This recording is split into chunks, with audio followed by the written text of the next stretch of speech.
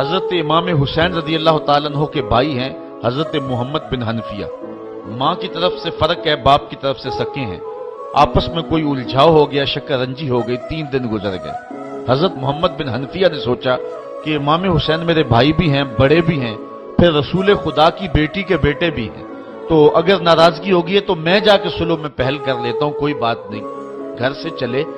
راستے میں حضور کا یہ فرمان یاد آیا کہ جو